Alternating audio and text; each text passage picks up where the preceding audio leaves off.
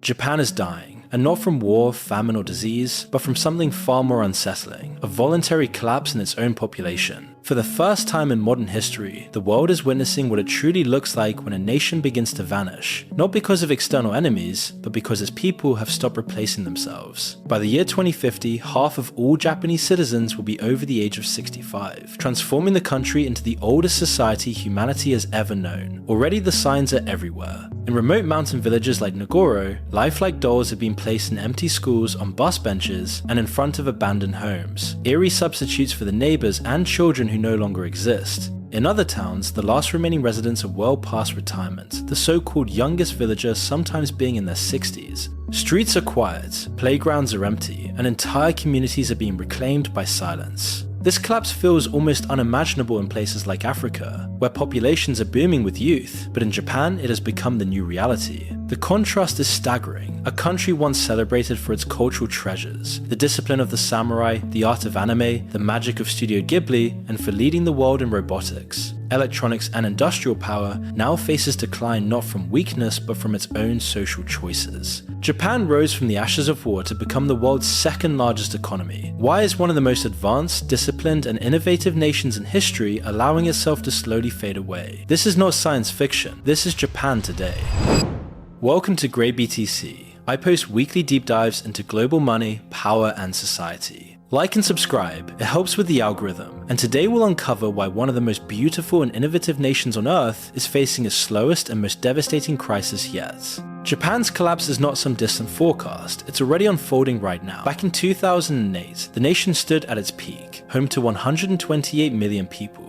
Fast forward just over a decade, and that number has already slipped to around 123 million. It might sound small at first, but what it signals is catastrophic. If this trend continues, Japan's population will be cut in half by the year 2100, leaving behind a country of barely 60 million people. Imagine that. One of the world's most advanced societies shrinking to a fraction of its size in less than a century. In 2024, only 720,000 babies were born, the lowest figure ever recorded since modern statistics began in 1899. In that same year, 1,580,000 people died. That's more than twice the number of newborns. Japan now faces what experts call the 2025 problem. It's the year when every single member of the nation's post-war baby boom, those born between 1947 and 1949, will turn 75 or older. In Japan, that's not just retirement age, it's what they officially call extreme old age. And here's the strange paradox of Japan's aging. While millions slip into fragile old age, some refuse to slow down. Meet the Fuwaku Rugby Club, a team in Tokyo where the youngest players are in their 70s and many keep competing well into their 80s. These men sprint, tackle and collide with the same intensity they had decades ago. They say the game keeps them alive, and perhaps in a way, it does. But here's the haunting irony. In a country where schools are closing because no children are left to play, the only new recruits for rugby are retirees. The sport of youth has become the sport of the old. It's inspiring, yes, but also unsettling. A reminder that Japan is full of energy, but it's an energy that cannot replace what has been lost, youth itself. And the cracks are visible everywhere. The Japanese military, once among the most disciplined and respected in the world, is collapsing under the demographic pressure. In 2023, it could only recruit half of the soldiers it needed. A nation that once stood as a symbol of strength now struggles to even staff its defenses. The collapse is seen in ordinary life too. For years now, Japan has sold more adult diapers than baby diapers. Schools in rural areas are closing permanently, sometimes with only 2 students left in the building before the doors are locked for good. Elsewhere, whole villages have slipped into ghostly silence. Over 740 municipalities are at risk of vanishing completely by the end of the century. In one town, the youngest resident is 65 years old. No babies, no young families, just the elderly watching their world slowly wither, and in the most surreal of places, when people vanish, dolls take their place. In Nagoro, often called the Village of Dolls, life-size puppets are stitched together by one resident and scattered across the streets, schools, and bus stops. They sit silently on benches, they line up at the playground, they even fill the classrooms where children once studied. From a distance, they almost look human, but up close, they're lifeless replicas, a chilling metaphor for a country replacing people with imitations. This loneliness runs deeper than just villages. It's become a culture. Japan now buys more adult diapers than baby diapers. Restaurants and ramen shops design booths for people who want to eat alone. There are even solo weddings.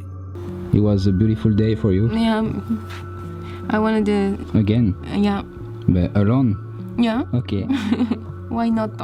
And then comes technology, the digital escape. AI girlfriends and anime holograms aren't just fringe oddities. They're exploding industries. Millions have downloaded apps that simulate romance. Millions more admit they'd rather marry a fictional character than risk the rejection or burden of a real relationship. And here's the hardest truth. Japan may simply be showing us our own future, only faster. The Japanese government is not blind to this crisis. For decades, they've been trying to pull the nation back from the demographic cliff. Billions have been spent on financial incentives, tax cuts, childcare subsidies, and even matchmaking programs. And yet the birth rate keeps sinking lower, reaching a record-breaking 1.2 in 2024, the lowest in Japan's history. The numbers don't lie. Whatever the government is doing, it isn't working. In Tokyo, officials have tried to get creative. The city launched its own AI-powered dating app designed to play matchmaker for lonely singles. And here's the real problem. Japan's leaders admitted themselves. Despite all the experiments, none of the policies have moved the needle. Birth rates continue to fall. The youngest generation continues to shrink. Even politicians have begun to say out loud what everyone knows at heart. Japan is running out of time. One politician who understands the urgency is Hanako Okata. Once a lawyer and a mother struggling under the weight of Tokyo's work culture, she broke down in tears on the campaign trail while describing the stress of raising kids. That raw honesty won her unexpected support, and today she's pushing for a radical rethink, not just subsidies and apps, but an entire cultural shift. She says Japan must confront its crushing work hours, outdated gender roles, and urban overconcentration, or else no policy in the world will save it. Because here's the truth, the problem isn't just about money, or dating apps, or incentives. It's deeper, it's cultural, it's psychological. It's about a generation that grew up watching their parents burn out, fight over money, and sacrifice joy in a system that gave them little in return. Can a nation survive if its people no longer believe in creating the next generation? When all else fails, there's only one option left: immigration. For decades, Japan resisted it. Unlike the United States, Canada, or Europe, Japan has always been a deeply homogeneous society, 98% ethnically Japanese. Immigration was considered taboo, almost unthinkable. But today, with the population collapsing, the unthinkable has slowly become inevitable. In 2022, Japan quietly opened the door, admitting 144,000 new immigrants, a 150% increase from the year before. Most weren't high-flying executives or elite engineers, but laborers, workers in elder care, construction, and retail, the kinds of jobs that keep an aging society from breaking down entirely. One projection now suggests that by 2045, nearly 10% of Japan's residents could be foreign-born. But here's the paradox. Even as numbers rise, immigration in Japan is still tiny compared to the West. In the United States, the United Kingdom, or Germany, more than 15% of the population is foreign-born. In Japan, it's still under 5%. For many Japanese, the idea of mass immigration feels like losing something fundamental to their cultural identity. Even government officials admit there's a psychological barrier. As one minister put it, many Japanese don't know how to deal with non-Japanese living in society. And yet, look closer, and you'll see the beginnings of change. In places like Kirigaoka, an Indian community has taken root.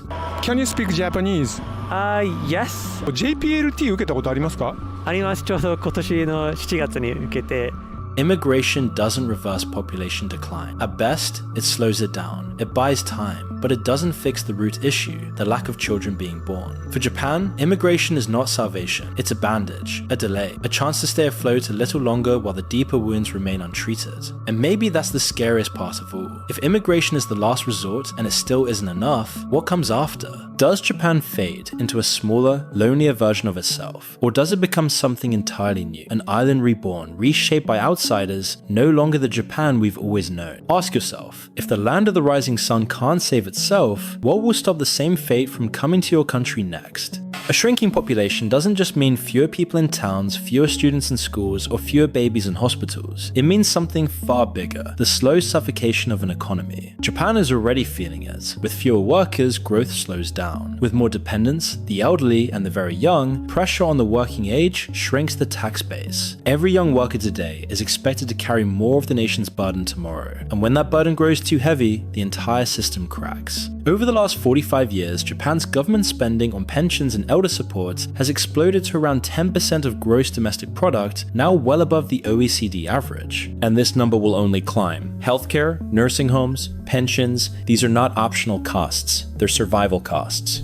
Which means less money for innovation, less for infrastructure, less for growth. And innovation is already in retreat. Once a global leader in patents and cutting-edge technologies, Japan has seen its patent numbers fall in direct proportion to the shrinking workforce.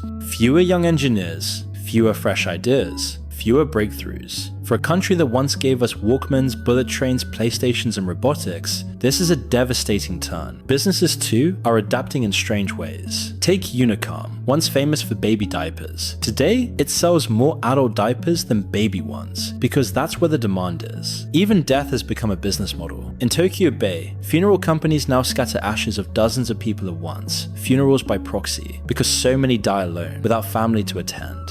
This is the shape of an economy built on decline, a shift from growth and expansion to maintenance and survival. And here's the danger. When an economy stops producing more, when innovation slows, when debt rises, it's not just about Japan. It affects the world. Japan is the world's 4th largest economy. Can it remain a global power if it is, quite literally, running out of people? And the deeper question is this: if one of the most technologically advanced, stable, and prosperous nations on Earth cannot escape the grip of demographics, then what does that mean for the rest of us? Japan is not alone. It may be the first, but it will not be the last. Across Asia, the story repeats itself. South Korea's fertility rate has collapsed to 0.7, the lowest in the world. Entire generations are disappearing before they can even begin. China, after decades of its infamous one-child policy, is now facing a population implosion of its own, with fertility around 1.0 and a shrinking workforce already slowing its once unstoppable growth. Meanwhile, other parts of the world tell a very different story. Nigeria, already Africa's most populous nation,